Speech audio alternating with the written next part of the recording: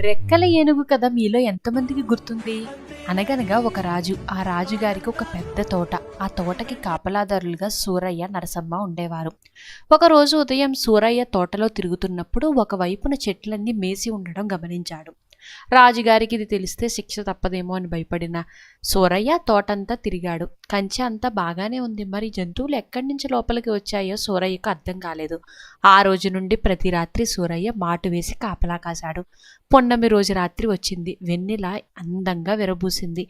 సూరయ్య జాగ్రత్తగా చూస్తున్నాడు. ఇంతలో ఒక అద్భుతం జరిగింది. ఆకాశం నుండి ఒక కాంతి నెమ్మదిగా తోటలోనికి దిగింది.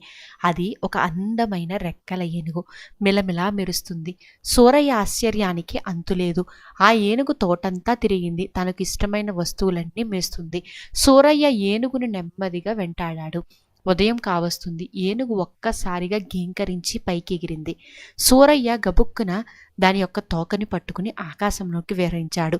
ఆకాశంలో ఎన్నో అద్భుతాలు చూశాడు. సూరయ్య కోరిందే తడవుగా అన్నీ ప్రత్యక్షమయ్యాయి. తనకు కావలసినవన్నీ మూట కట్టుకున్నాడు. పున్నమి రోజు వచ్చింది. ఏనుగు తోట పట్టుకుని భూలోకానికి తిరిగి చేరుకున్నాడు. ఈ వింతలన్నీ సూరయ్య ఊరంతా చెప్పసాగాడు. వింత వస్తువులన్నీ చూశానని ఇలా చెప్పడంతో కొంతమంది అతని మాటలు నమ్మలేదు. వారందరినీ వింతలోకం తీసుకుపోతానని పున్నమి రోజు రాత్రి వారందరినీ తోటకు రమ్మన్నాడు. పున్నమి రోజు రానే వచ్చింది. అందరూ చూస్తుండగా రెక్కల ఏనుగు తోటలో దిగింది. అన్ని మేత మేసింది. ఉదయం కాబోతుండగా గీంకరించి పైకి ఎగిరింది. సూరయ్య దాని తోక పట్టుకున్నాడు. అతని కాలునేమో నరసమ్మ పట్టుకుంది.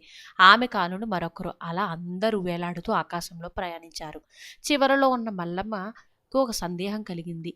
వింతలోకంలో గుమ్మడికాయలు ఎంత పెద్దగా ఉంటాయి అని పైవారిని అడిగింది. అలా పైకి చేరగా అది సూరయ్యకు చేరింది. సూరయ్య ఉత్సాహాన్ని ఆపుకోలేకపోయాడు. గుమ్మడికాయలు ఎంత పెద్దగా ఉంటాయని చేతులు చాపబోయాడు. అంతే.